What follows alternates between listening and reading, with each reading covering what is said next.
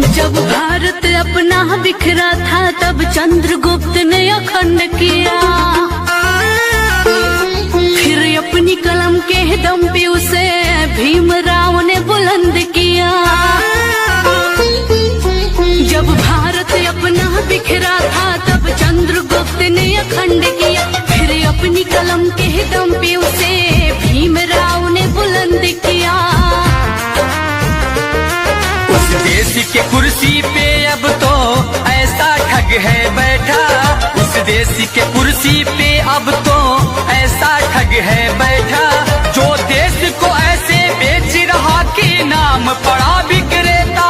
वो चाय बेचते बेचते अब बन गया देश विक्रेता। आया देश विक्रेता, देखो आया देश विक्रेता, आया देश विक्रेता, देखो आया देश विक्रेता।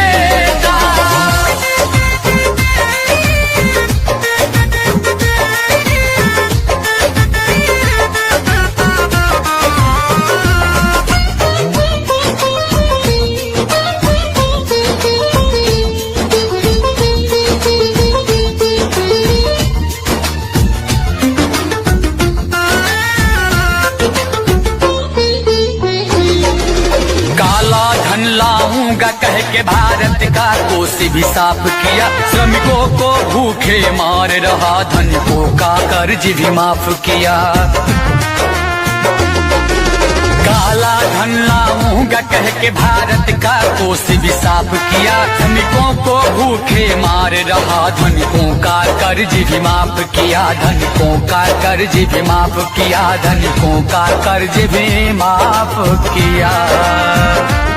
लाखों का सूट पहन के भी खुद को फकीर है कहता, जो देश को ऐसे बेच रहा कि नाम पड़ा विक्रेता। वो चाय बेचते बेचते अब बन गया देश विक्रेता। आया देश विक्रेता, देखो आया देश विक्रेता, आया देश विक्रेता, देखो आया देश विक्रेता।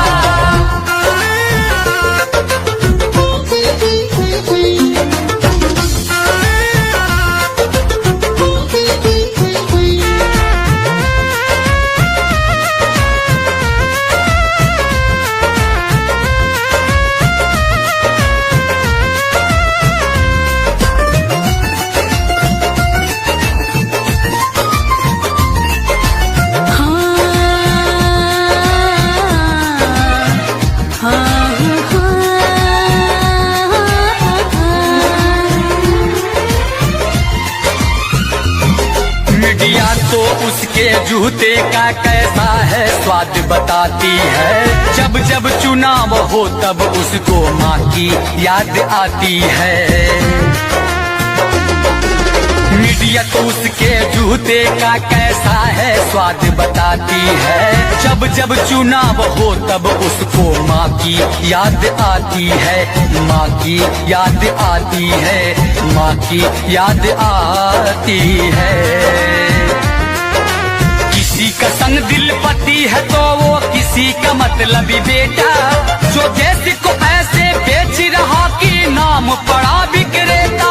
वो चाय बेचते बेचते अब बन गया देश विक्रेता। आया देश विक्रेता, देखो आया देश विक्रेता, आया देश विक्रेता, देखो आया देश विक्रेता। जब भारत अपना बिखरा था तब चंद्रगुप्त ने अखंड किया, फिर अपनी कलम के दम पे उसे भीमराव ने बुलंद किया।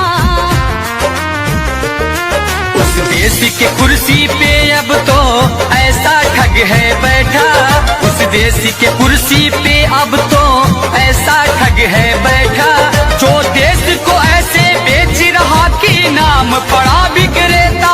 वो चाय बेचते बेचते अब बन गया देश विक्रेता।